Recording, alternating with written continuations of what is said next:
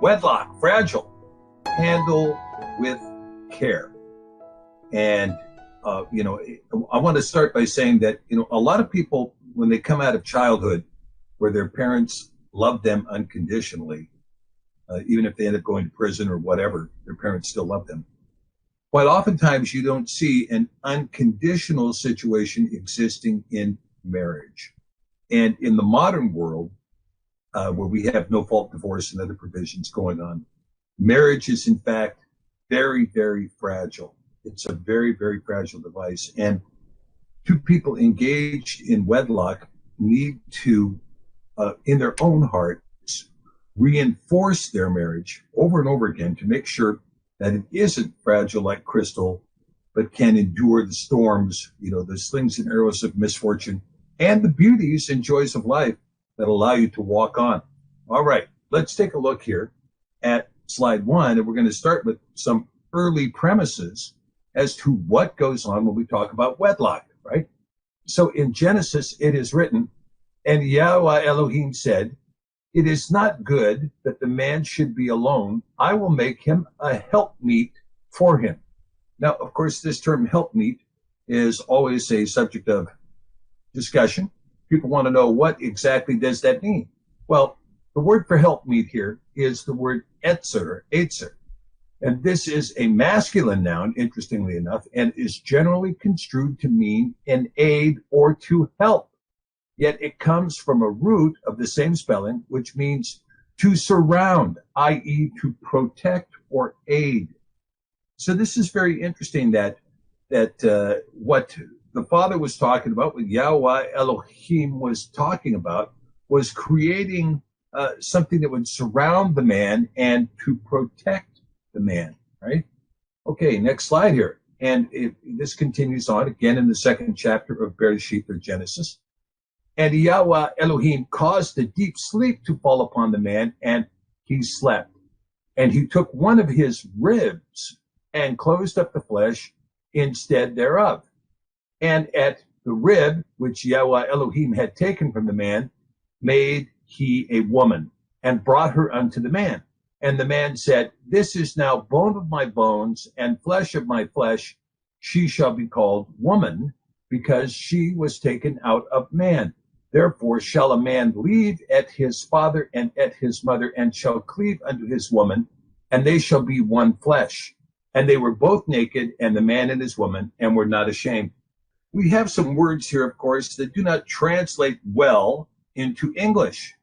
And some of these words are, and he took one of his ribs. The root word there is actually selah, which means figuratively a rib, but literally means more like the side of, or a beam, a board, a chamber, a corner, a leaf, a plank, rib, side, or chamber, so it's something more than a rib. I mean, don't bother counting the ribs on a woman versus the ribs on a man.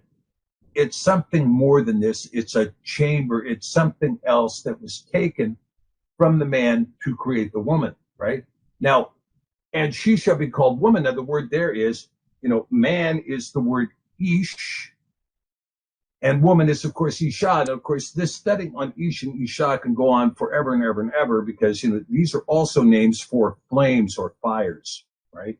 And so when you see this word ish, isha, there is speculation, some people talk about it, that it's possible that man and woman were actually fires or flames, or kind of like a flame of light, but the flesh, besor, is the skin that is wrapped around this beam of light. So we kind of understand it as nefesh, the soul, captured by what we see as the human body, the material flesh, the besor. Okay, slide 5.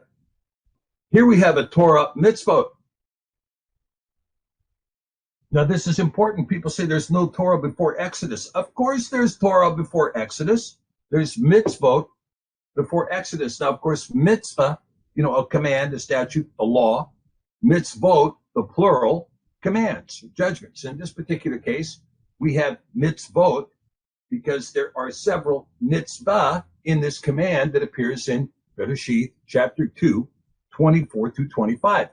Therefore, A man shall leave at his father and his mother, and B shall cleave unto his woman, and they shall be one flesh, and they were both naked, the man and his woman, and were not ashamed.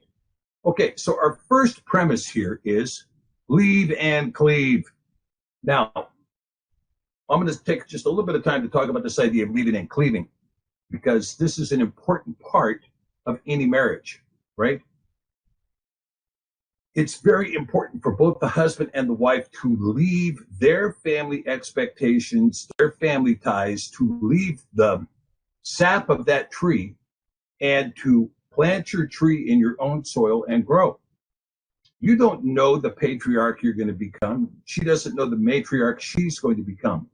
You don't know how many grandchildren you're going to have or how many great-grandchildren you will see. Nobody knows these things when you're getting married.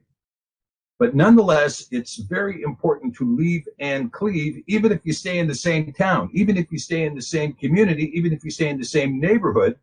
It's a spiritual leaving, an emotional and psychological leaving, that you come to depend upon your spouse and not your parents, not your brother, not your sister. And, I have found many times relationships, even when people are in their 40s and even in their 50s, relationships fall down because someone has not left their sister or left their dependency on their brother, left their reliance upon their parents, right? That they still harbor a greater loyalty to the people in the nuclear family in which they grew up, rather than the nuclear family they're creating with their spouse.